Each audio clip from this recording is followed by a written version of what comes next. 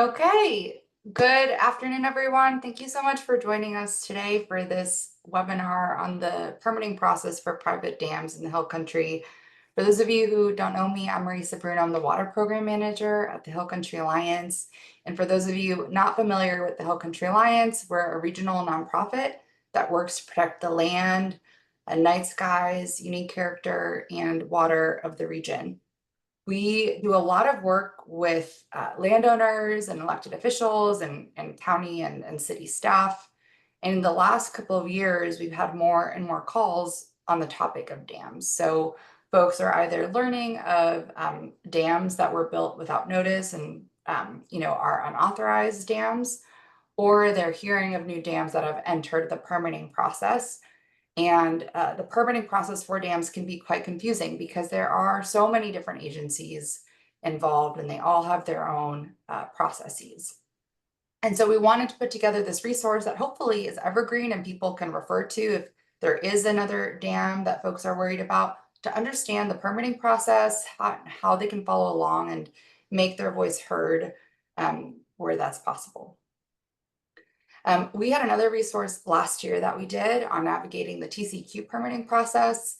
That one, again, was all about how you navigate what can often feel very complex. And so this is similar to that webinar if you saw it last year. So just to level set, a dam is a barrier preventing the flow of water or of loose solid material such as soil or snow. I just want to be clear here that dams and that the word dam is used a lot, but it can mean more than just a structure holding back water. It can also hold back sediment and can have different purposes. And some of these purposes or some of these reasons that someone might want to build a dam is flood control. So for example, Canyon Lake was built for flood control, Highland Lakes were as well. You might have a public water supply reservoir that you want to build. Hydropower, so many of our larger water supply reservoirs also produce hydropower. Erosion control, like the structure on the left that really is primarily for, in the case of a big flood, making sure that sediment isn't washing away. Someone might have a dam for agriculture or livestock, and then recreation. So there's lots of reasons why you might have a dam. And there are just as many concerns. So some of the concerns that are national when it comes to dam are you impede fish passage and aquatic organism passage up and downstream. Landowners might be scared about their water being held back and water not flowing to them if they're downstream of a dam. You get impairment of navigation, so it's harder to get a kayak up and downstream if you've got a dam blocking passage. The construction of a dam itself can destroy stream beds and release sediment. And in the Hill Country, we're often worried about caliche. You disrupt natural flows, including those associated with flooding. You block sediment transport up and downstream, which can have lots of different issues, including sort of the erosion of land. You might have issues with water quality. And you may have the risk of a dam breach. So there's lots of concerns that accompany the sort of reasons you might want to have a dam. And I want to say all of that to sort of have this context going into this permitting conversation, which is that the permitting authorities have a difficult job to do as far as balancing, the real need and purpose you might want to have a dam with the risks and concerns of folks that might be affected. So with that, I will just circle up again and say our focus for this webinar is on private dams. So these are dams built for private benefit. We're not talking about large water supply dams or large flood control projects, just private dams in this webinar. And we're focused specifically on dams on Texas waterways. Someone from Maryland might watch this. I don't know how relevant they would find it. And our goal is to help direct folks to the right pathways when they have a concern about a proposed or an unauthorized dam. And how we're going to do this, because there are so many different agencies involved, is I just tried to frame the conversation, and then we're going to go down agency or agency division one at a time. And we're going to save questions and answers for the end because this is a recorded webinar and we want people to be able to watch it the whole way through. But if y'all have used Zoom webinar before, there is a Q&A function that you should have access to. And I encourage y'all to put your questions in the chat as they come up. It would be helpful for you to state, you know, who it's for, so which speaker or which agency the question is for. And then our speakers will be watching the Q&A and answering questions where they can in the chat. And then for folks that are watching the recording, we'll sort of download those questions and make those available as a doc along with this recording. The last thing I just want to say before I hand it off to our speakers is that we cannot answer any questions about specific dams or cases during this webinar. And so if you ask about a particular dam in the chat or in the Q&A, we will not be able to answer that. So that is just fair warning. And if there are specific cases, we can definitely talk about them outside of this webinar. You're welcome to email me. Okay. So with that, I'm going to kick it off to the first agency and division involved with the permitting process. That's the TCEQ Water Rights Division. And I'll let Myron Hess introduce himself and his presentation. Yes, well, good afternoon. So first, I just want to say I'm Myron Hess. I'm an attorney in private practice. I'm not here speaking for TCEQ. We do have some folks from the TCEQ Water Rights Permitting who were able to join us today. So that if you have questions, may be able to address those questions to them. I'll certainly try to answer questions as best I can. All right, so let's move into it. First slide, please, or next slide. So, yeah, I want to just say that the general concept for water in a surface water course in Texas is state water. It's owned by the people of Texas, and that there'll be a general rule that we'll talk about a little bit about having to have a permit. Well, the permitting process is established through statutes, the Texas Water Code. Chapter 11 is the primary code for surface water quantity regulation. And then there are state agency rules that are found in the Texas Administrative Code. And those kind of flesh out the provisions of the statute. So the first sort of question is, well, what is state water? State water is generally water that's in a water course. So it's in some sort of a water course that has kind of beds and banks. And it doesn't have to be a big river. It can be a very small creek. It can be an arroyo that's dry most of the time. But if it's in a water course, it's state water. It's not percolating groundwater, water that's down in formation. It can be the underflow of a river, but groundwater is not state water. If it's diffuse surface rainfall runoff, so that's again water before it's gotten into a water course, then that's not considered state water, and you don't need a permit for that. And that's why, for example, you can do rainwater collection in Texas without having to have a permit or some specific exemption, because that's considered still diffuse surface runoff. So again, these are the various reasons or the various contexts of what we're talking about when we say state water, and that's what we have to worry about when we're dealing with permitting. Next slide, please. So again, the general rule is if it's state water and you want to store it, you want to take it or divert it, kind of similar concepts, you want to take that water out, you need a permit for it. But there are exceptions to those permit requirements. And if you want to, again, if you're going to take state water before you even start construction, you need to get a permit, unless you can rely on exemption. Next slide, please. So the primary exemptions that I want to talk about, because we're really talking about dams and storage, is section 11-142 of the Water Code. And it basically says, without a permit, you can construct on your own property. And this is a key point. And as noted down below, when you say your own property, that means it can't be on a navigable stream. And I'm not going to talk about navigable stream. Other speakers are going to talk more about that. It's not always a super clear concept to when a stream is navigable or not, but generally a navigable stream is a more substantial stream than some of the smaller ones.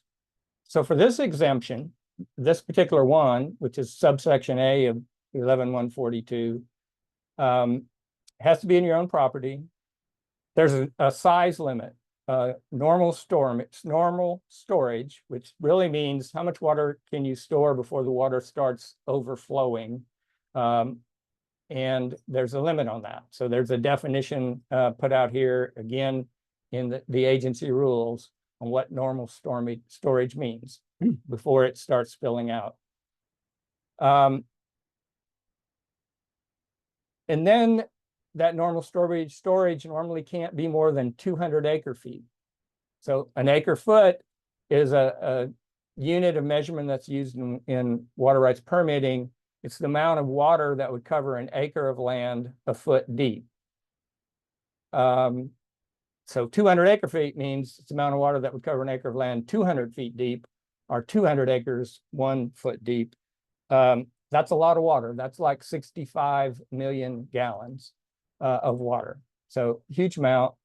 I'm going to talk a little bit about the domestic and livestock purposes next. So if we go to the next slide. Oops, sorry. I'll talk about it in a minute. There's actually a little bit of a fudge factor, some wiggle room on the 200 acre foot size. The legislature created a little bit of a leeway, saying that if you can temporarily store more than 200 acre feet if on average in any 12-month period you haven't exceeded 200 acre feet. So it could be higher part of the year or lower part of the year, and if the average is not more than 200 acre feet, that is allowed. The agency, again, in a rule which is set out here or summarized here, they require if you do have more than 200 acre feet of normal storage, you need to have documentation of the capacity of the reservoir, and then you need to know what the monthly water levels were so that you can prove you didn't exceed that 200 acre feet. So it's sort of a record keeping requirement for somebody who's relying on that exemption if they are actually have capacity, normal capacity more than 200 acre feet. This exemption is for domestic and livestock use. So what does that mean? Domestic use is basically your sort of normal inside the house use. So drinking, washing, cooking, that sort of thing. It's also, you can irrigate. You can irrigate your lawn, you can irrigate a family garden, you can irrigate an orchard. You can water domestic animals. It can include water recreation. That's including, aquatic and wildlife enjoyment. But generally, for domestic use, money-making activities are not included. So if you are, growing vegetables to sell, that would normally not be considered domestic use. That would be a commercial use, or similarly fruit. So again, the domestic use is considered generally limited. You're not into that sort of commercial type activity. All right, next slide. Yes, thank you. She's anticipating. Good job. So what qualifies then as livestock use? Again, there are definitions here in the rules. So livestock use is open range watering of livestock. So, not just your domestic livestock, exotic livestock. So, exotic wildlife, game animals, fur-bearing animals, all of those fall within the scope of livestock use. One of the big distinctions is sort of a recognition that land for use of this water on land for livestock purposes is not limited by the commercial use concept. So it's just generally not treated as commercial use. So if you're raising livestock and you're selling those livestock under this domestic and livestock exemption, that is allowed. So that's the distinction between the domestic use and the livestock use. And also just note that the rules specifically say it's okay if you lease your property, get paid for hunting or trapping. All right, we go to the next slide. So that domestic and livestock exemption was subsection A of 11-142 of the Water Code. Now we're going to talk about subsection B, an additional exemption. And actually, there are two subsection Bs. It's one of those little quirks that happens in the legislative process sometimes. Things get a little crazy at the end of the session. There are bills that people think are a good idea, and more than one person thinks they're a good idea, and sometimes they just end up both passing. So then you have to figure out, well, you have two different provisions sort of addressing the same thing with slightly different language. Gets interesting, keeps the job interesting for TCEQ, trying to interpret all that. So again, subsection B, it's got to be on the person's property, so not navigable stream, normal storage, not more than 200 acre feet. This one, you don't have the fudge factor, it just says can't be more than 200 acre feet. Fish and wildlife purposes. It also, this particular version of subsection B says the property where that exempt reservoir is has to be qualified open space land. So under the tax code, you have to qualify for the tax exemption for the ag use or for wildlife use. This version of subsection B says doesn't apply to a commercial operation. It's not going to matter a whole lot because we're going to talk about the second subsection B. So let's go to that one. Again, also added in 2001, same session. It's still dam reservoir on the person's property, limited 200 acre feet. But now it says you have to be in an unincorporated area. So you could be in an unincorporated area, or you can qualify for the tax exemption, because if you qualify on either of these, you're okay. So you can do either of those. This one says you can do commercial or non-commercial wildlife management. So again, as long as you meet one or the other, you're okay. So then we have to figure out, well, what does commercial mean? We do know this one says can't do fish farming, so we're pretty sure that's not allowed. The next one, next slide, please. So TCEQ then has this challenge of figuring out, well, how do we apply both of these subsection Bs and decide what's allowed? So one of the things they had to do is define what is a commercial operation that's allowed sometimes, not other times. And they've done a definition that I would say, means that there are not very many operations that are going to be considered, that are dealing with fish and wildlife, that are considered commercial operations. Fish farming is one, aquaculture is one, those would be commercial operations. But the other things that are included within the definition of commercial are industrial facilities, industrial parks, housing developments, not the things that people should be trying to fit under a fish and wildlife exemption. All right, next slide, thanks. I'm going to just mention this one. It's not a common one that people are going to encounter, but there is an exemption also for reservoirs used in surface coal mining operations. So you have to have a permitted coal mining operation in order for this to apply.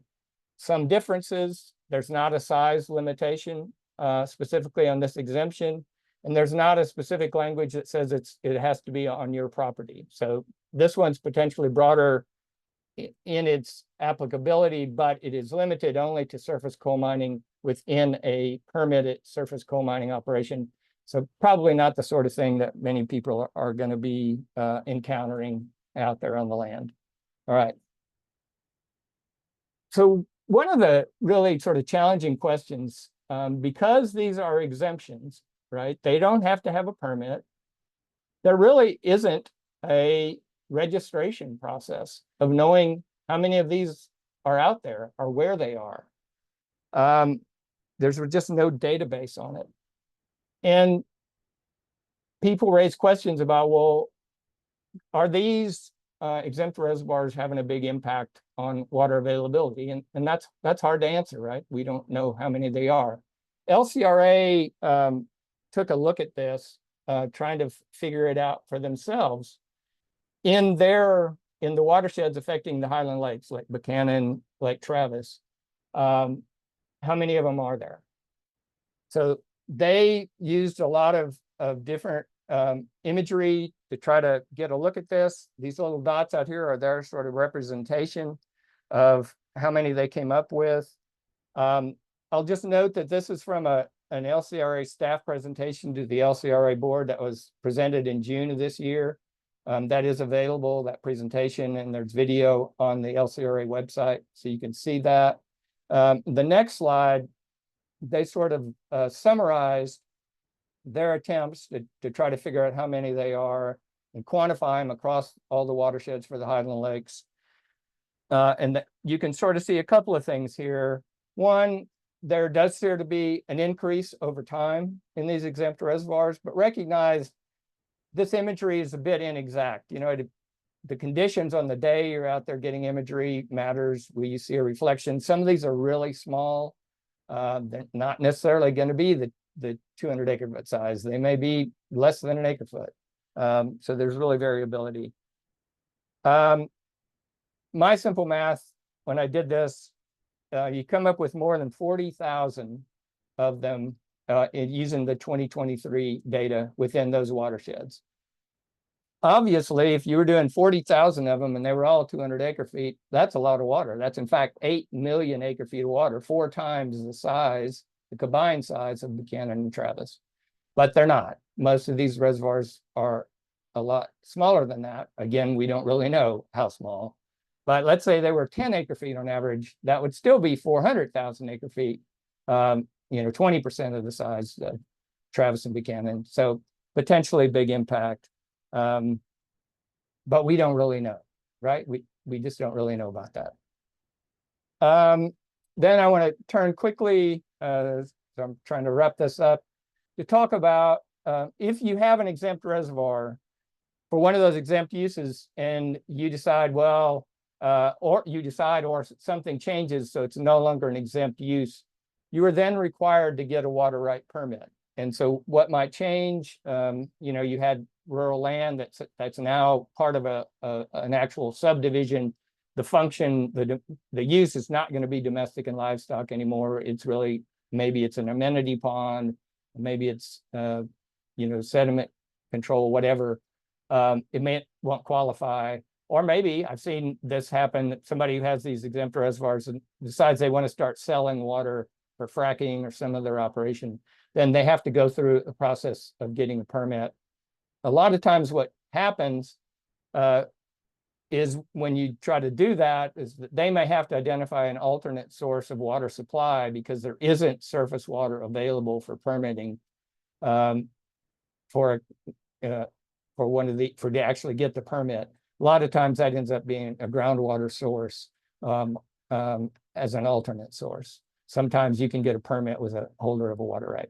Okay, next slide.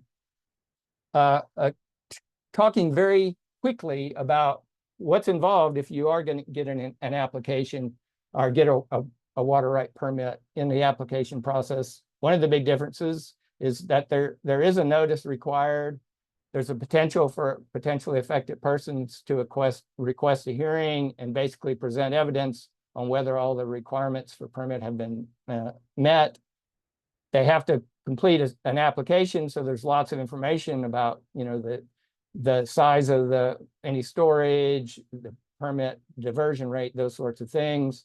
There's an evaluation of whether there's unappropriated water, which means is there state water that nobody else has a right to that's available. And if you take it, as we'll talk about in a little bit, you're not impairing somebody else's right. So that's a really important part of the evaluation process. It has to be a recognized beneficial use. That's a fairly low bar. There's a very broad definition of beneficial use, but there are limits. As I said, you can't impair somebody else's water rights or the ability of a landowner on a river to be able to, you know, use the riparian use of watering their livestock or maybe even using water for domestic and livestock use without a dam. You have to look at environmental impacts.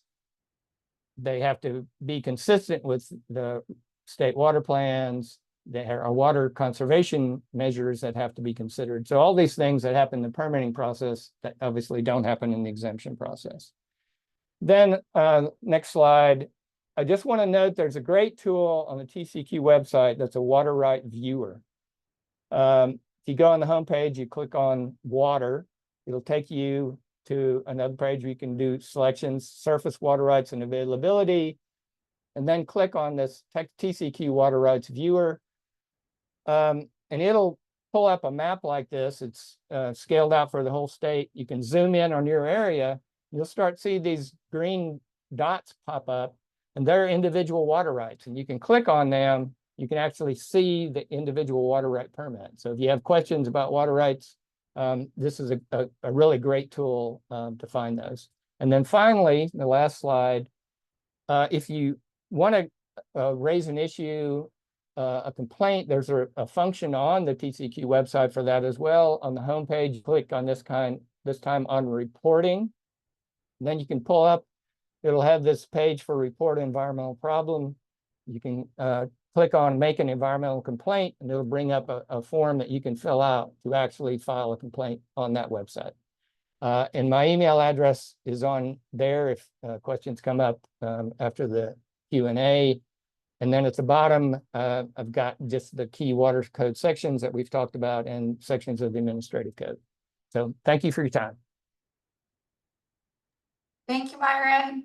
Hey, I just want to kind of re-emphasize something you said earlier, which is this 200 acre-foot exemption, which is a big exemption, doesn't apply to a navigable river. So no private landowner is going to build a private dam across, you know, the Colorado River. So this is more smaller tributaries to our bigger streams.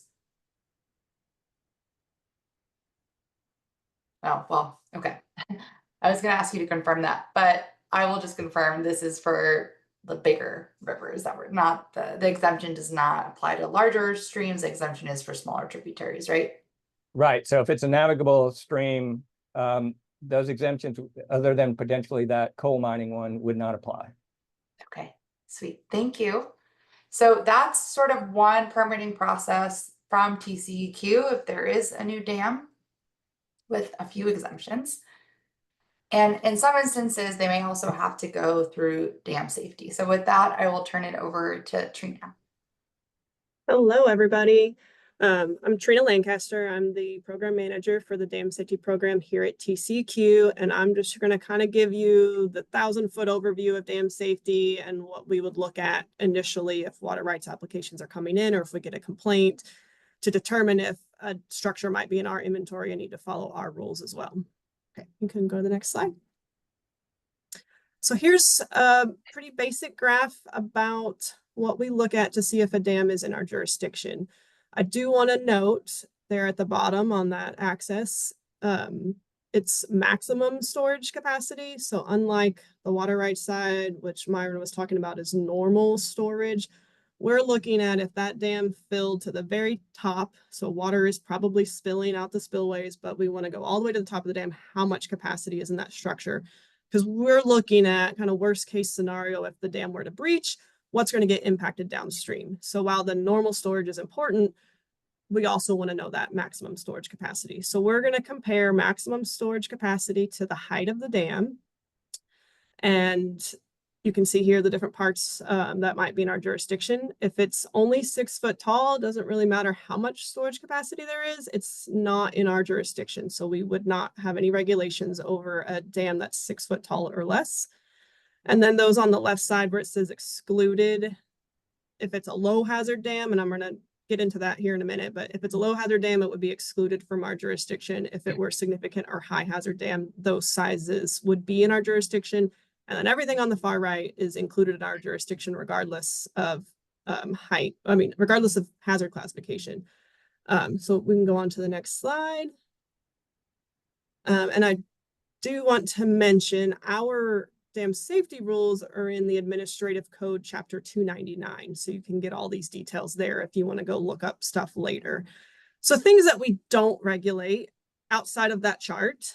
Anything that's constructed or maintained, designed by federal agencies. So your Army Corps lakes, there's some down at the border that are IBWC dams. We're not doing those. Embankments that are constructed just to build a road and a railroad that might retain water, unless they were also designed to function as a dam. There's plenty of dams that have a road across them that we do regulate, But if it's just, you know, the side of the highway that might retain water in a big storm, that's not a dam that we regulate. We don't regulate dikes or levees that are designed to prevent floodwaters inundating any areas. And then we don't regulate off-channel impoundments that are also authorized by the Water Code Chapter 26 or any kind of above ground water storage tanks. Next slide.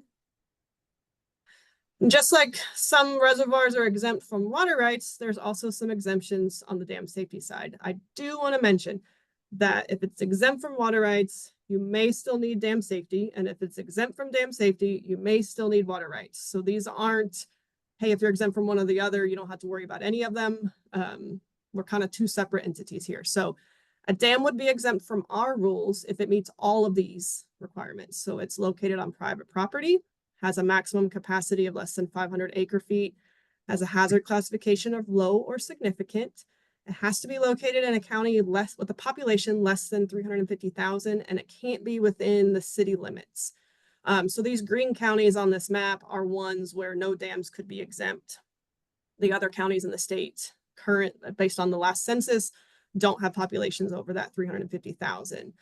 Now, a dam may be exempt today, and then if the next census comes up and the county moves up over 350,000, it will no longer be exempt. Or maybe the city expands their boundaries, and now that dam's located in city limits, the dam would no longer be exempt. Maybe the hazard classification changes because more development has occurred downstream. So if any of those change at any time, the dam would no longer be exempt. Next slide. All right, so there is a national inventory of dams, and we send our data. This is maintained by the Army Corps. So we send our inventory data for dams up to the Army Corps, and they upload them onto their website.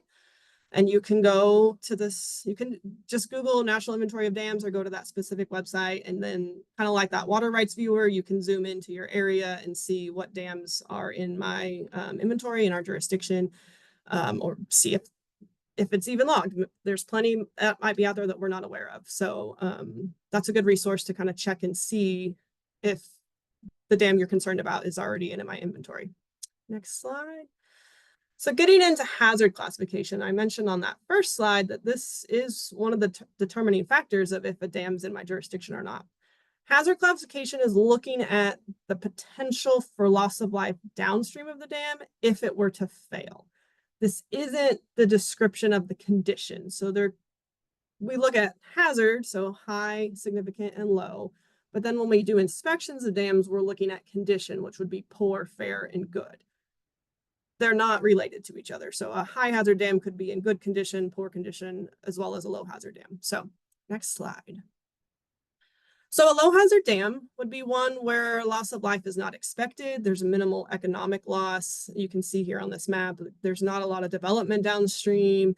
Could it cause damage if it failed? Sure, it could cause property damage, but we're worried about loss of life, not necessarily property damage. Next slide. A significant hazard dam would be one where there's one or two homes that could be impacted by a breach. It could cause interruption of your utilities, secondary highways, minor railroads. So on this map, I put a combination of TxDOT's road maps and an aerial image of the dam. And if you follow that little stream down, you'll see there's a major collector road right there. So maybe there's no homes, but there's a collector road. And so that would be considered significant hazard. Next slide. And then high hazard dams are those where 3 or more homes could be impacted by a breach failure. It could have excessive economic loss to your public utilities, main highways, major railroads. And so on this picture, you can see there's a little neighborhood downstream of this structure. There's plenty of roads. So we would look at all of that when we go do inspections or if we get complaints. And also during the water rights process, we're looking at all of these things to determine the dams in our jurisdiction and what hazard classification it might be. Okay, next slide. So we do participate in water rights application meetings. When a new application comes in and it involves a dam, we look at it to see if the dam is jurisdictional. Does it meet the height and capacity chart? What's the hazard? Is it exempt? All of those things. And then we'll add information to the permit if we need it. Like if the dam has its proposed structure and it hasn't been built yet, we're going to want to review plan and specs and have some design requirements. And so we'll add those to the permit to make sure that stuff happens once the dam is constructed. And like I said before, a reservoir could be required to have a water right, but might be exempt from dam safety and vice versa. So when we have those meetings with the applicants, we always talk through the different issues that might come up on our side as well. And then next slide. So the complaint process, you could also follow what Myron was saying, is go to our website and click on, make an environmental complaint. You could call your region office. You could call dam safety. We're going to need to know where that dam is located so we can bring it up on an aerial map and do kind of a desktop review and try to estimate height, size, hazard classification, all those things. So the more information you can give the region office or my staff when you call in, the better, so we can do those investigations. If we need more information or we do believe it is a jurisdictional dam, we will send a team out to the field to do an inspection to get the measurements so that we can add that into our inventory and ensure that they're meeting the other requirements of our rules.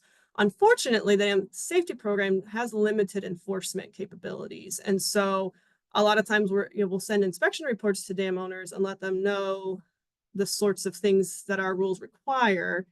But until the dam is at a point where we think it might fail, there's not a whole lot we can do. We try to work with the dam owners and ensure that they understand our rules and they're working towards improving their structures.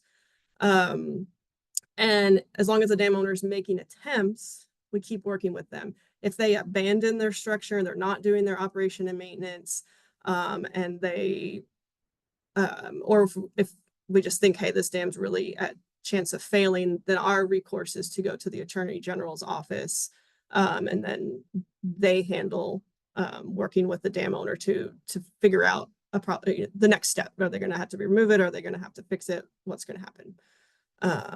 Next slide. So here's our dam safety website. There's links to our rules on here, our guidelines, whatever information you might need is there.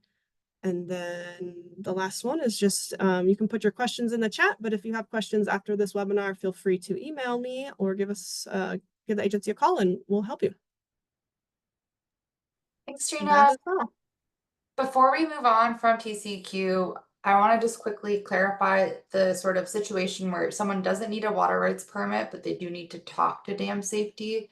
So what's the process there? Just someone just emailing you? Is there a permit? Oh yeah. So I meant to mention this. The dam safety program does not issue permits, unlike water rights. If you're wanting to construct a dam and you need our approval, we would need engineered plans and specifications to be submitted for our review. That would generally come straight from the engineering firm that you hire to design those things. They would submit it for our review. We do a review and give a letter back, either comments back to your engineer to get some more information or an approval letter for the construction. But if there's other questions, you can certainly just reach out if you're not sure if you need to follow our guidelines or not. Okay, thank you. All right, so moving on from TCEQ, the next agency that might get involved in a private dam as far as permitting goes is Parks and Wildlife. And so with that, I will invite Beth Bendik to present this section. Okay. Hi, my name's Beth Bendik. I'm in the Inland Fisheries Division at Texas Parks and Wildlife Department. I'm in the Aquatic Resources Permitting and Consultation Program. And within that program, we also manage the Marl, Sand, Gravel, Shell, and Mud Shell Permitting Program. Next slide. We do call that the Sand and Gravel Program for short because it's a very long name.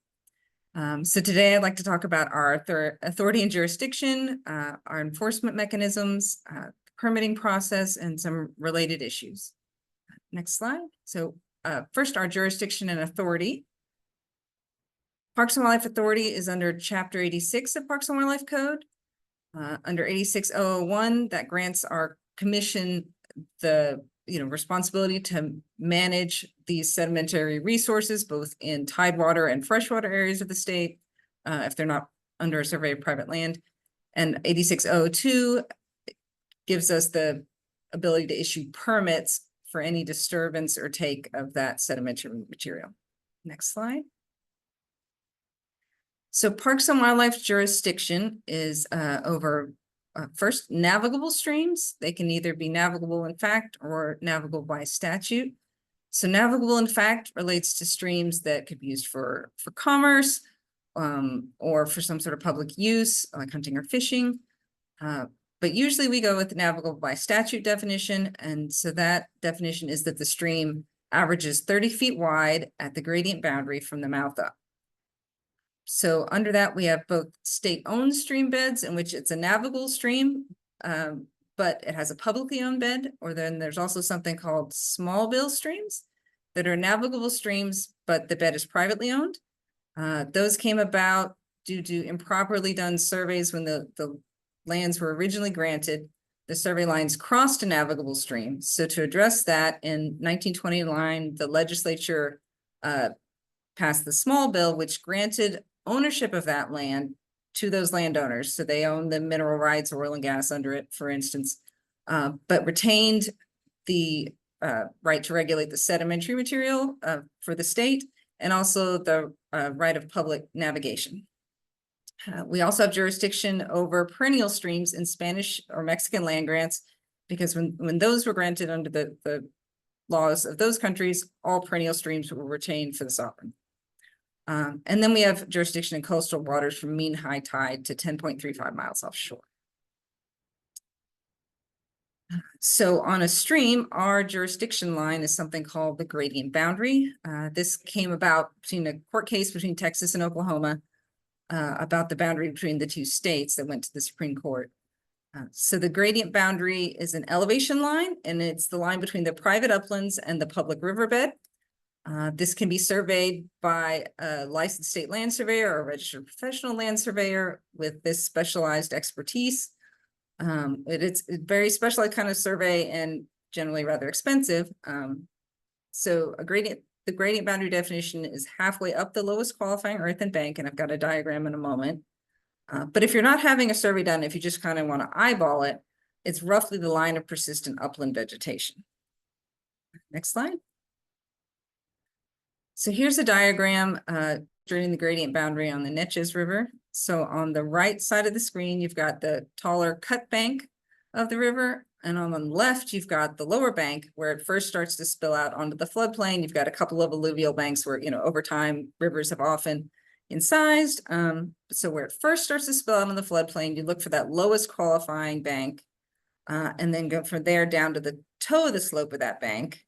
On that same left side, and then you look for the midpoint in between, and that midpoint elevation is the gradient boundary. So that's our line of jurisdiction. You can carry that line across to the other side of the stream, that same elevation line. Next slide. Here's an attempt to illustrate that on a real stream. So you can see bank height in kind of yellowy orange over there. And then in red, we kind of got the stream bottom, where actually in this case, the toe of the slope is what we're looking for. And then so for halfway up between the toe of the slope to the top of that bank is your gradient boundary elevation. Next slide. So here's an example that is both state-owned and navigable, which is the South Llano River. On the right, you can see the cut bank, the taller bank. So we'd be looking at the bank on the lower bank on the left, to look for our gradient boundary elevation. And so roughly, if we're just eyeballing it, you can see that's a pretty low bank. So halfway up that would be roughly at the top of that dark green vegetation there, kind of where she's pointing with the cursor. Okay, next slide. Another example of a navigable stream is the San Saba River. Here on the right, you'd have, the cut bank. On the left, a much lower bank. So looking at that low bank, if you kind of wanted to eyeball it, the gradient boundary, line halfway up that bank height would be roughly at the base of that large tree in the foreground, kind of right in the front of it. Next slide. So Brushy Creek in the Austin area is also a navigable stream.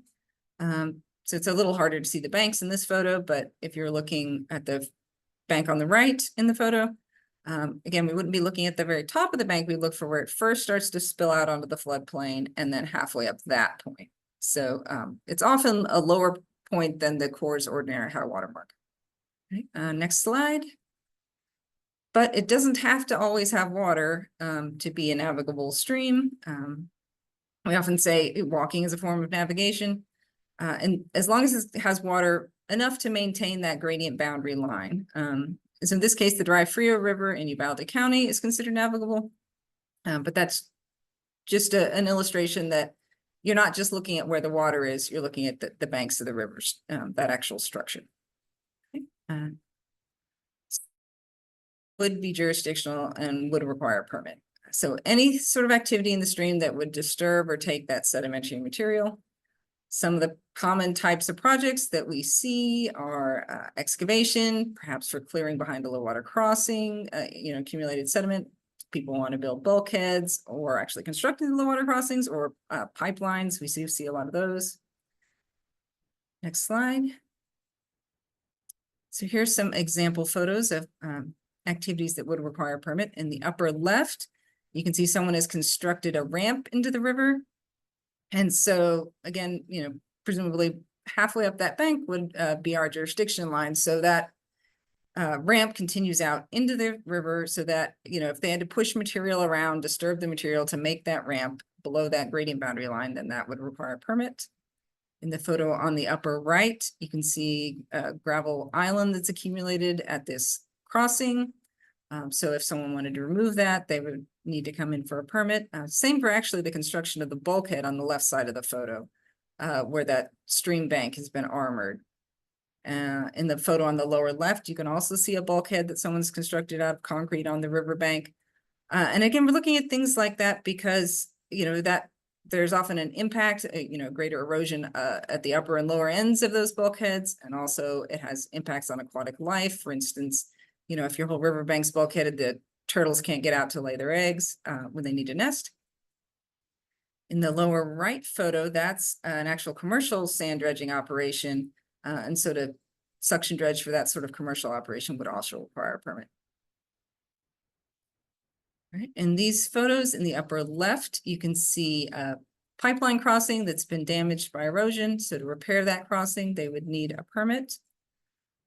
In the upper right, there's someone in process of building a bulkhead along the riverbank. And again, that, if you're disturbing below that gradient boundary line, which you would have to put in the bulkhead, then you need a permit. In the lower left, there's a bunch of gravel that's been disturbed, a pipe that's been installed in the river. And so again, that would require a permit. Similarly, in the lower right, both banks have been disturbed. The gravel looks like it's been pushed around with the bulldozer a bit. There's, been track machinery moving across the river. That would require a permit under Chapter 86. But we do have a number of exemptions. Some of the more common ones are if that disturbance or taking of that material is necessary or incidental to navigation or dredging under state or federal authority. If it's a project to maintain storage capacity for a public water supply. If it's a maintenance project carried out by a public utility, or if it's a public road project by TxDOT. So some of the things we look at when we're determining whether to issue a permit, we're looking to whether there will be any impacts to fish and wildlife habitat, whether it would cause erosion either of the banks or upstream or downstream from the project, whether it would affect sediment accumulation in the river, whether it would change the riffle pool structure of the river or cause problems with sedimentation, impairing water quality, whether it have any sort of negative effects on flow, hydrology, again, the bank stability, and also whether it would affect recreation or navigation in that river. All right, next slide. So I want to tell a little more about our permit process. Similar to what I just mentioned, under Chapter 8604 of our code, we have to find that if we grant the permit, it's not going to have any of these negative effects in order to issue the permit. So we have to show that or be convinced that it will not have any negative effect on the structure of the stream or on fish or wildlife habitat. It's not going to negatively affect the current or navigation, change the hydrology, cause, non-point source pollution or erosion. Next slide, please. That's good. We also, under Chapter 69, have some other things that our agency can consider. A lot of these apply to more of an individual commercial permit. But we're looking again at whether someone has, you know, the wherewithal to do the project, but also whether it's going to impact recreation or navigation, or for instance, commercial fishing or seafood industry, any of that. So to apply for a permit, we have an application form on our website. They're both for individual permits and general permits. It's considered an individual permit if it's over 1,000 cubic yards of material disturbed. As part of that process, you'd have to submit a public notice draft to us. We approve that, and then you would have to publish it in the daily or weekly newspaper of greatest circulation in your county 3 times, and once in the newspaper closest to the community where the proposed disturbance will occur. That same notice would have to be mailed to all the landowners a mile upstream and downstream of your project. You have to submit a sediment impact assessment, and you have to have a project description that follows the code in Chapter 69. Next slide, please. So once you've submitted those materials, then the application can be determined administratively complete, and Parks and Wildlife will submit a public notice to the Texas Register, which then, once it publishes in the Register, will start the 30-day public comment period. So public comments would need to be received before the end of that 30 days. Also, during that 30 days, we can receive requests for a contested case hearing. But again, it has to be before the end of that 30 days. During the public comment period, we do have a public comment hearing where folks have the opportunity to have their verbal comments recorded. But we also accept written comments to our sand.gravel email address. After the public comment period closes, Parks and Wildlife can either issue the permit with conditions, or deny the permit. But as I mentioned earlier, if during that 30-day period, someone requests a contested case hearing, then the permit process is taken out of our hands and goes to the State Office of Administrative Hearings for them to evaluate the application.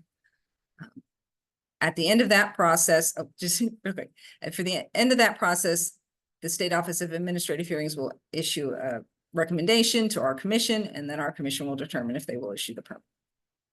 Next slide. So what about if there's unauthorized disturbance or taking, you know, something that didn't have a permit? And we have some enforcement options under Chapter 86 of our code, both from the criminal side, it's a Class B misdemeanor, and from the civil side, it can be subject to a fine of from $100 to $10,000 for each violation or each day of violation, but generally we would prefer to seek restoration. Next slide, please. So again, under that civil enforcement, we'd issue a notice of violation for that unauthorized disturbance. And then as part of that, we'd ask the responsible party to create a restoration plan for our approval. We don't have after the fact permits. So once someone's already committed a violation, they can't then apply for a permit for that activity. They have to first get an acceptable restoration before they could proceed. Any unresolved violations, we would forward to the Office of the Attorney General for enforcement. And again, this is all separate from the criminal enforcement under Chapter 86 that our game wardens would handle with the local prosecutor. Next slide, please. Related to sand and gravel permitting is Chapter 90, which deals with no operation of a motor vehicle in the stream bed. There are some exemptions, such as having a local river access plan, or if you have a sand and gravel permit in place, then you're allowed to use that motorized equipment. And also under Chapter 90, that prohibits folks from obstructing, right of navigation on a navigable stream. Next slide, please. So at the top here, I have our frequently asked question page about the sand and gravel program. If you want to take a look at that for more information. We have our program email, which is sand.gravel@tpwd.texasspelledout.gov. And I have contact information for myself and for my coworker, Sue Riley, if you have any further questions about our sand and gravel program. Thank you. Thank you, Beth. Appreciate that. Okay, the last agency that we need to cover is the Army Corps of Engineers. And then I know we've covered a lot. I'll just say we'll do a quick sort of summary at the end of all these presentations, then we'll definitely have time for Q&A. So with that, Joe, I'll let you take it away. Okay, thank you, Marissa. How are we doing on time? We're great. Okay, so this is Joe Shelnutt. I'm the regulatory technical lead for the U.S. Army Corps of Engineers Regulatory Division in Fort Worth, Texas. Next slide, please.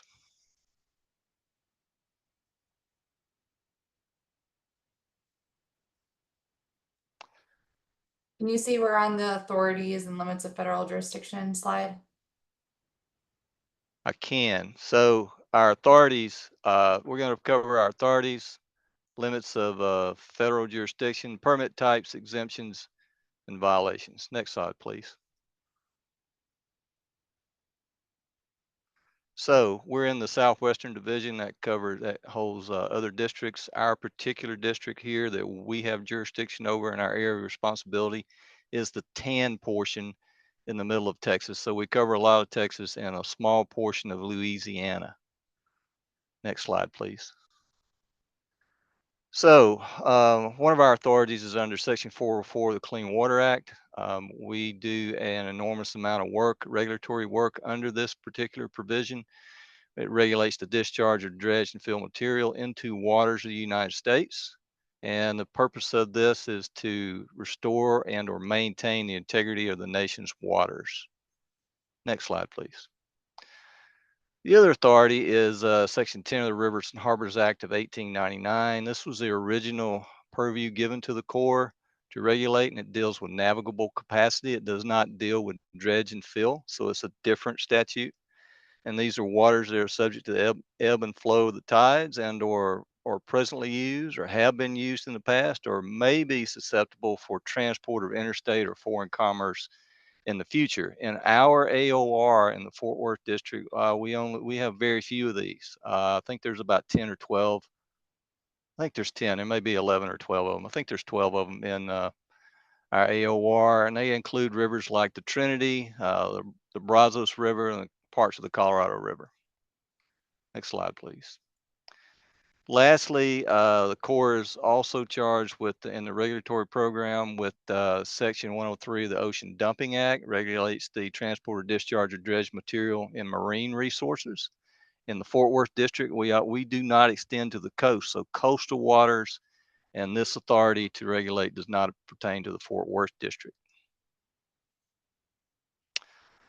So federal jurisdiction, our jurisdiction is waters of the United States. And in today's parlance, that means relatively permanent waters that carry relatively permanent flow. And this can include intermittent streams, perennial streams, various wetland types, depending on their continuous surface connection or not to these relatively permanent waters.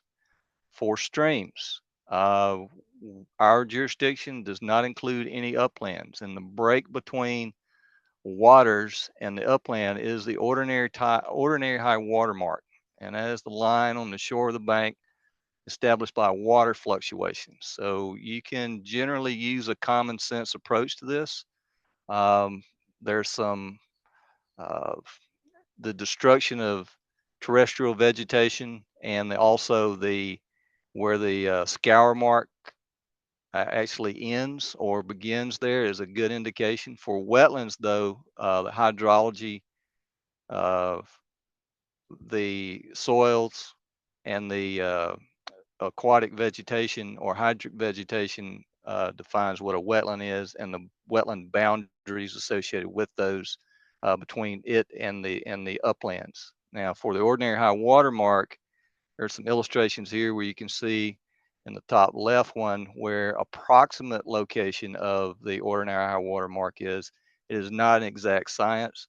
It does not carry a particular elevation all through the stream channel system. It can vary, it can go up and down, but depending on the geomorphology of the stream. On the right, it's a little bit more obvious where you see a break in the scour line and there's some shelving right there. In the lower left, you can see this is a perennial stream, and it's a little bit more difficult to understand in this slide, but you can kind of see where the fluctuation of the normal high flow leaves its mark there on the left, and on the right too, it extends past this little inner floodplain shelf over to where the cut bank starts over there. And then on the bottom right here, this is what's known as an ephemeral stream. At this point in time, we're not regulating ephemeral streams if they are ephemeral in fact. But you can see, you can still discern a ordinary high water mark there on the ephemeral streams. So next slide, please. All right, this is a common illustration that you can use to illustrate where our authority begins and ends. The tan portions of the slide are the uplands.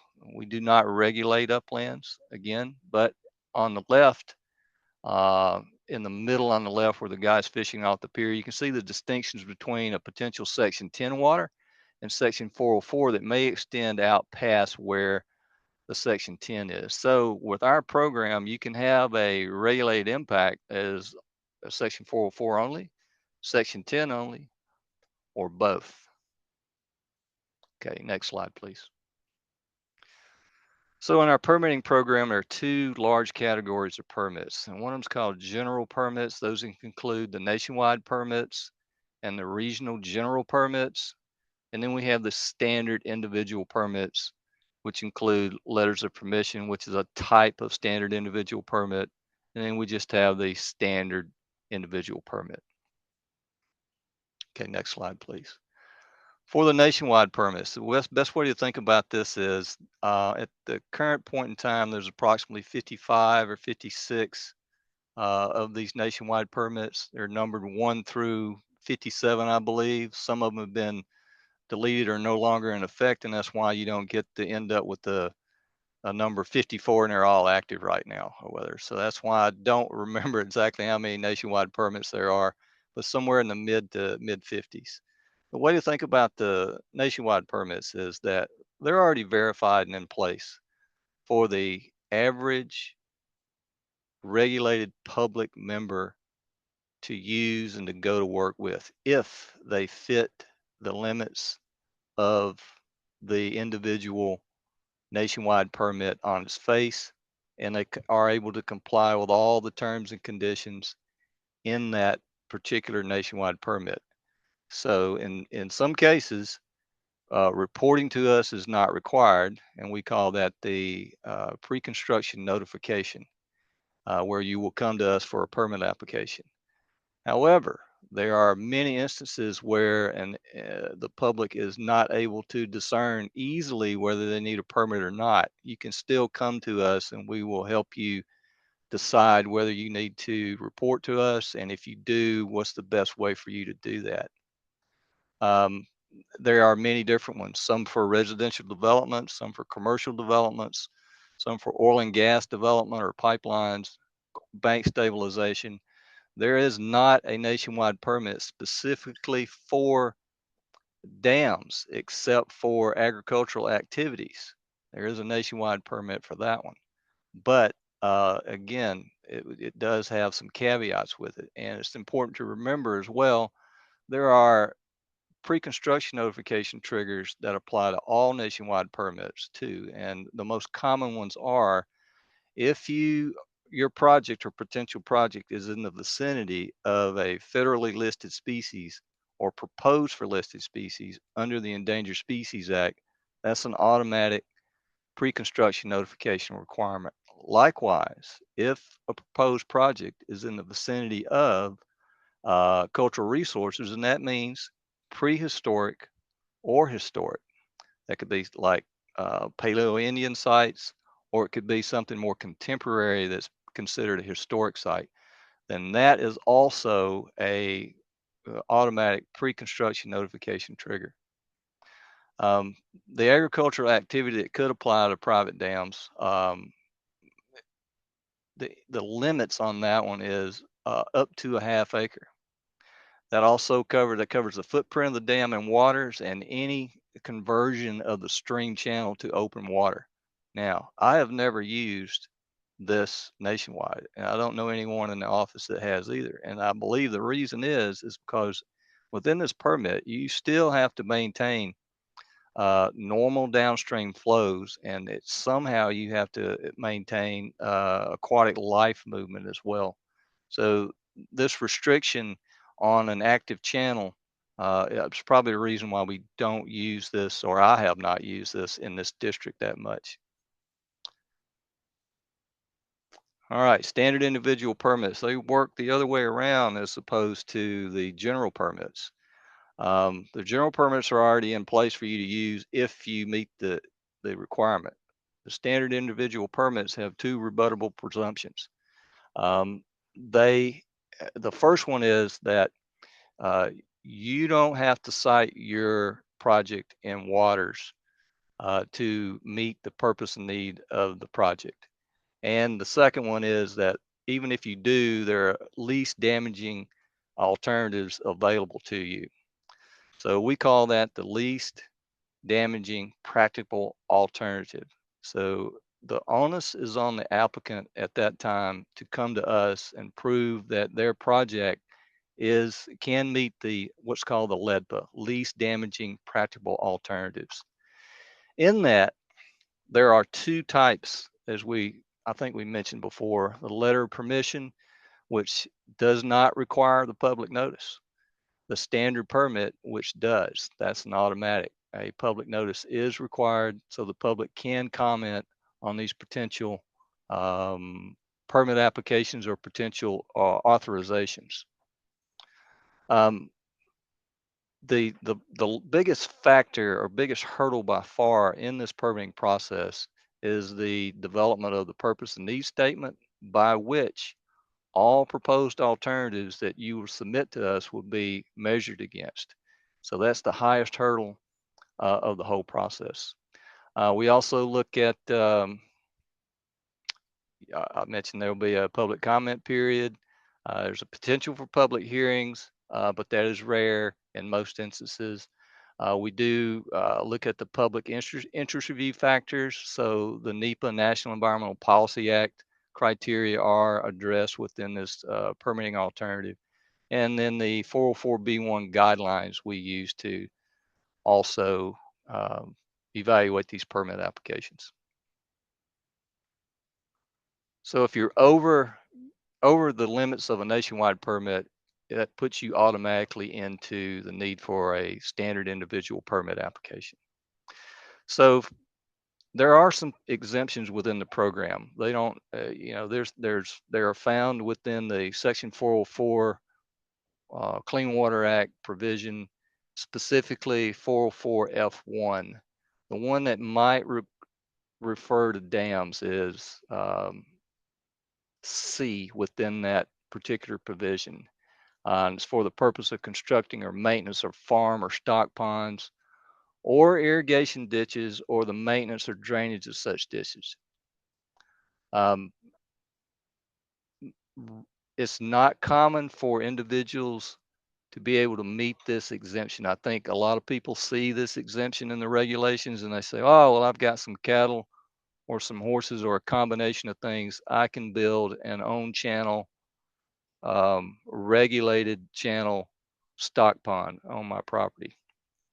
That's simply not the case in a lot of instances, because within this exemption, you still have to meet the maintaining of downstream flows, and you also have to meet the conversion. You can't convert one water to another over the accepted limit. With regard to stocking rates, that's another thing we would measure. If it's actually exempt, we would require this structure to be, or facility to be, sized to the need for the applicant. So if someone was needing to water 100 head of stocker steers or cow-calf pairs, there's a calculation one would need to go through to determine how much water is needed, and then that facility would be designed to that size and no more. Additionally, if this stock pond that was proposed and it was for things other than just watering, now it's multi-purpose and does not qualify for the exemption. So a lot of people will construct these for irrigation or watering, but they also want an amenity for their home, or they might want it for fishing Or they might want, another common one is the ubiquitous enhancing wildlife. None of those qualify for the exemption. Okay, next slide, please. So if you need to come to us for an application proposal, here's the link for that. There's two ways to do that. Currently, we have our own permitting process, or electronic submittal process. You can get to that through the following link, but we are moving nationally to this bottom link. That's through the regulatory request system. So you can be anywhere in the nation, and this will shunt your application request to the appropriate district when you identify the location in the online application there. So those are two ways to get to us. Go ahead. So this leads us to violations. So the enforcement policies and procedures, they're all found in our regulations at 33 CFR 326. So these are applicable activities performed without required Department of Army permits, and the activities not in compliance and the terms and conditions of issued Department of Army permits. It's important to understand that enforcement, compliance and enforcement is a component of our regulatory program, but enforcement, all enforcement is discretionary. So we may or may not take up an enforcement action, depends on a lot of factors.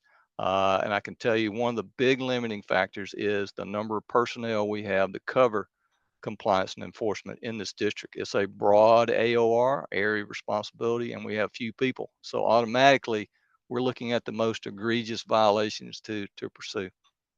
Okay, next slide, please. Investigating potential unauthorized activities. There's a step process for us.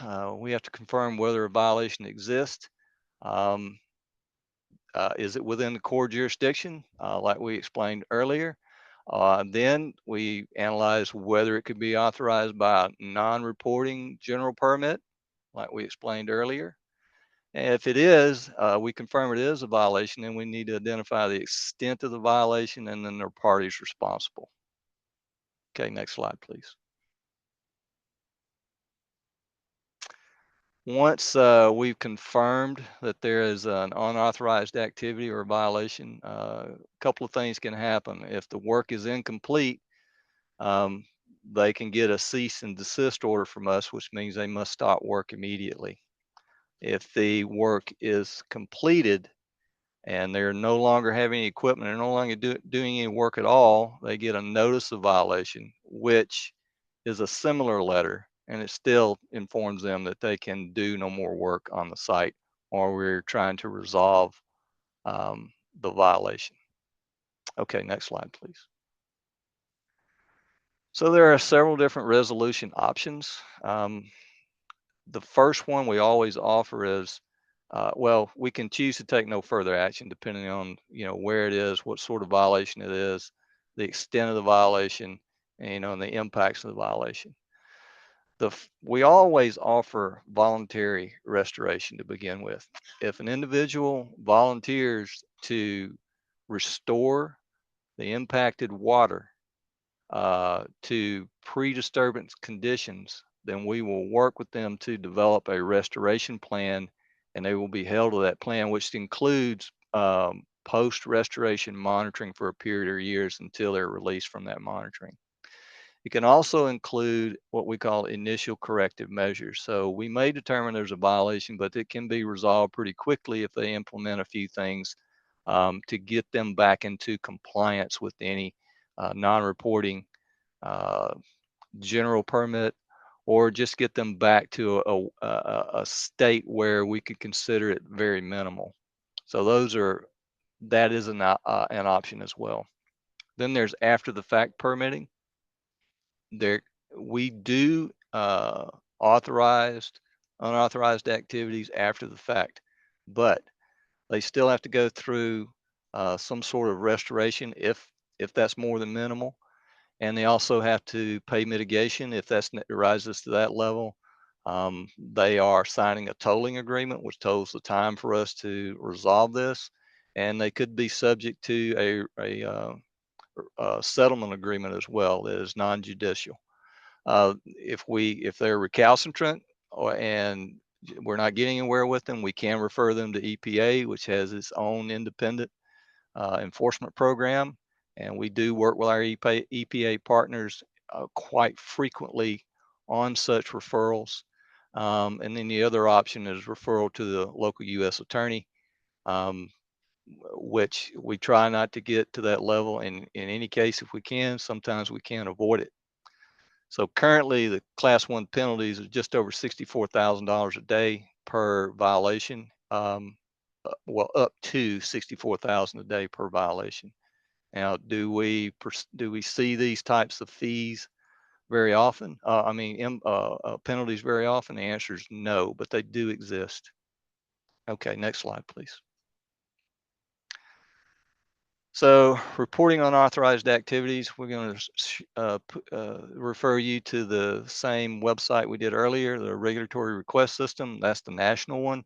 So anywhere in the United States an impact can occur that you see that you want to report, you can just go to this website. There will be several icons on the site, and one of them is report a violation. You can do that in that manner. You can also visit our enforcement regs section of our website, and that is the link at the bottom of the slide. Okay, next slide, please. So the contacts for us, the top link is our landing page for our homepage for Regulatory Division in Fort Worth. The top email is for our permit section, enforcement. And then there's the regulator of the day phone number you can call anytime. The person manning the regulator of the day phone rotates daily. It's not the same person. So we do that to lift the burden off of any one person to do that. So if you just have a general question, that's fine. We do not give determinations over the phone. We do give guidance over the phone and try to get you into get you some answers quickly that way. And so the bottom email is my personal email. If you need to contact me, please feel free to do so and reach out. So with that, that's the Fort Worth District Regulatory Program. Thank you so much, Joe. I'm sure if y'all are like me, your head's kind of swimming with all of the different questions and possibilities. I tried to put a very highly oversimplified summary of when you might need a permit. It is not going to cover everything we covered. These slides will be made available, and so will the recording. And so if there is a dam you're thinking about or considering, I really encourage you to look at the whole presentations. But at a high level, for Water Rights Division, if the dam is holding more than 200 acre feet, it's not really going to meet, most likely, the exemption. And if the dam is on a navigable stream, then it's not going to get that 200 acre foot exemption as well for the Water Rights Division. So you'll probably need a water rights permit if you're on a navigable stream, or if you have more than 200 acre feet that you're holding. Dam safety is too complicated to try to summarize, but there's 2 key slides in this presentation that talk about when a dam would fall under dam safety's jurisdiction and the sort of criteria for exemption. And so you want to really take a look at those to see if someone who has a dam should go to dam safety to get their engineer to submit their plans to the dam safety division. For the sand and gravel permit, the question you might want to ask is, does the construction of the dam require disturbance of the stream bed of a state navigable creek? If yes, then the owner probably needs a sand and gravel permit, though there are other sorts of creeks like the Spanish or Mexican land grants that Beth mentioned earlier. And then for the U.S. Army Corps of Engineers, like Joe mentioned, in most cases where you are adversely impacting more than 0.5 acres, and that's just one of the criterias, you would probably need to reach out to the Army Corps of Engineers to talk about them if you're building a dam. Like Joe noted, there's lots of other pre-construction triggers around things like if flow is being let through or not, that would also require the applicant to go to the U.S. Army Corps of Engineers. But this is my attempt to create some sort of rules of thumb. Okay, with that, we're going to try to get to as many questions as we can in the next 8 minutes. For those of you that we can't get to, this is the contact information of our presenters today. And they have, offered for you all to reach out to them via email. So thank you all for that offer. I'm gonna start with the Q&A. I'll also share that I will collect all of the questions within the chat and the Q&A, and hopefully we can get those answered in that master questions document that I mentioned at the beginning of the call. So one of the first questions was around water rights, and this question of if you have a series of dams on a property and each, and this is on I assume a tributary, not a navigable stream. So if you have a series of dams that each retain less than 200 acre feet, but total more than 200 acre feet, and it's all on one private property, would that person be exempt from the water rights permitting process, most likely with TCEQ? I don't know if Myron or Cam wants to answer that.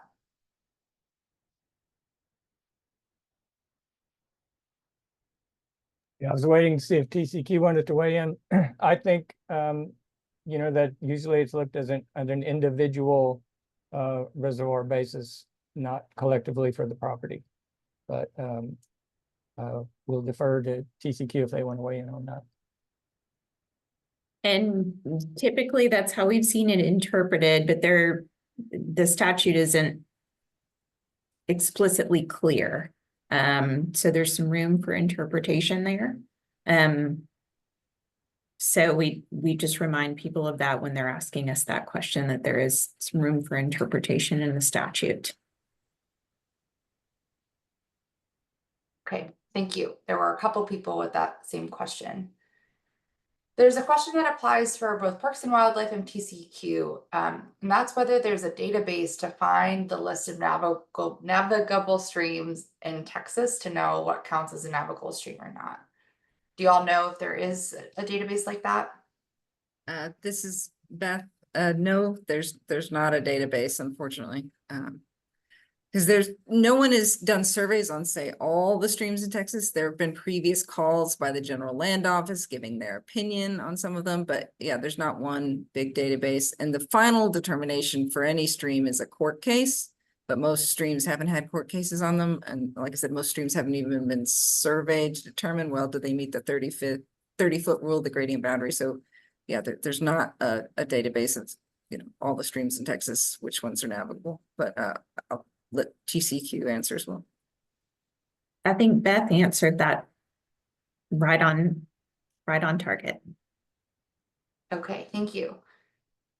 There have been one or two questions about whether like a boat ramp or a dock that juts out over the water and is built in the waterway would require a permit. And I assume this is a question for Parks and Wildlife and Army Corps of Engineers, if either of y'all would require, generally speaking, permits on a sort of dock jutting out over a navigable stream. So this is Joe from the Corps. So I just, as Marissa was speaking of that, I just replied to that in the chat. If it's over a water of the United States, then we do take jurisdiction over that. Now, whether you need a permit for that or not depends on a lot of things. If there's a discharge of dredge and fill material in the construction of that, or if it's in a navigable water, a Section 10 water under the Rivers and Harbors Act, you would need a permit for that automatically. That's a reporting requirement. But there are several other factors that depend. If it's not over a Section 10 water or within a Section 10 water, then you may be able to fit that within one of the general permits and not require reporting. But like we mentioned earlier, there's some other pre-construction notification triggers that may come into play depending on where it is. Awesome. Beth, do you have a question from Parks and Wildlife's perspective about docks? Sure. So I guess it would just depend on whether the construction of that dock, you know, involved disturbance of the sedimentary material of the stream, you know, more than just incidental. You know, certainly if someone's building a bulkhead in the process of building the dock, then it would. I think it would kind of depend on the individual circumstance and how they're doing that construction. Again, in a navigable stream. Okay, thank you. There's a clarifying question around sand and gravel permits. If a landowner, let's just say there's a flood and that's brought a lot of debris onto the sort of stream that runs through the property, is that a case where they would still need a sand and gravel permit? Or if you're moving unnatural debris like concrete and household waste, can you go in and clean up the stream bed? So technically, our jurisdiction is only over whether you're disturbing the sedimentary materials. So, if theoretically, if you could remove, a fallen tree limb or a refrigerator or whatever, slab of concrete without disturbing the rest of the sedimentary material significantly, then you could remove it, and that wouldn't be within our jurisdiction. Thank you.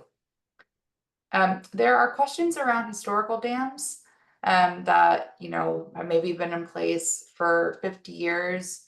Are there any points at which permitting would be required if the dam is staying the same and has the same use? The dam has to meet an exemption criteria, and if it doesn't meet an exemption criteria, it requires a permit regardless of its age. Okay, and that's for TCEQ. Mhm. Okay. For TCEQ water rights. Okay. I And then- imagine that's different for like Parks and Wildlife sand and gravel, since it would be so far behind, but maybe I'm wrong. Right. So, I mean, generally, we're looking at projects that are currently doing a disturbance. For the civil side, there's not technically a statute of limitations, but in general, if it's been there for a long time, that's not something we're looking at. And definitely from the criminal side, there's a 2-year statute of limitations on that one. Okay, thank you. I think, Myron, you addressed this, but this was a question in the chat. If there is a farm or a sort of agricultural operation, like a winery or a vineyard, that had a pond for agricultural purposes, and then that land is bought to turn into a subdivision or a housing development, does that pond that may have formerly not had a permit now require a permit if it's over 200 acre feet for water rights? Well, so regardless, I guess, of the size, if it no longer is being used for an exempt purpose and it doesn't have a permit, then it would need a permit. I think the question may have been, is it currently really qualifying if it's used for a vineyard? And that really, I mean, if it's a commercial vineyard, then that likely doesn't qualify for one of the exemptions. But again, that's a fact specific inquiry. But anyway, if it were converted to the subdivision, then it needs to qualify in that current state. Otherwise, you need to get a permit. Okay. I'll just ask one more question before we wrap up. Someone has asked if they discover a dam that they don't believe, that is pretty recent and they don't believe has gone through the proper permitting channels, is there a best place to start as far as reporting to the Army Corps or Parks and Wildlife or TCEQ? So for the Corps, they can follow the links or information that were in the last few slides for the Corps. You can if you go to our website, there's a violation report form that can be sent in. And if you go to the regulatory request system site where you hit their landing page, there's going to be an icon that says report a violation there. And so you can just click on that and then follow the instructions for the Corps nationwide. The question, and that was my bad for misphrasing, was more around, is there one agency you should start with first as far as like the preferred order for reporting a potential unauthorized dam, or should you go to all of them at once? This is So Beth. there's, Go ahead, Joe. well, you go ahead, Beth. I'll tag on. Okay, I was just going to say that, from our perspective, you would go to all of them at once. We all have separate jurisdiction.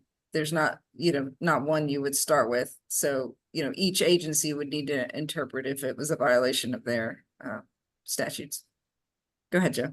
I fully agree with that. The other approach is sometimes we get this where they're reporting to different agencies, whether they're federal or state, at slightly different or largely different times.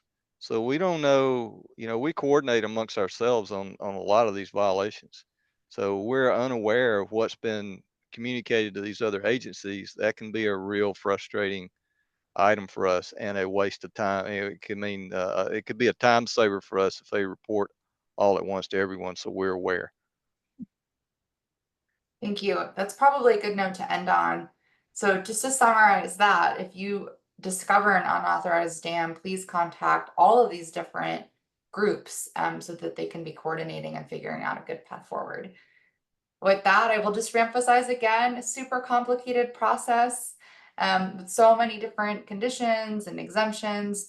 But hopefully that this is a sort of a start to navigating when or when not an agency would be involved. I cannot thank our speakers enough. They are all very, very busy people. Took a lot of time to make these slides and review them and improve them.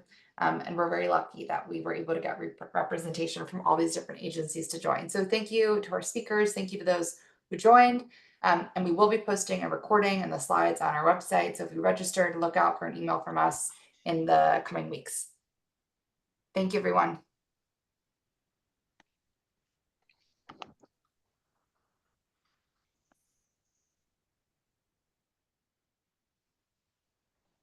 We'll stop the recording.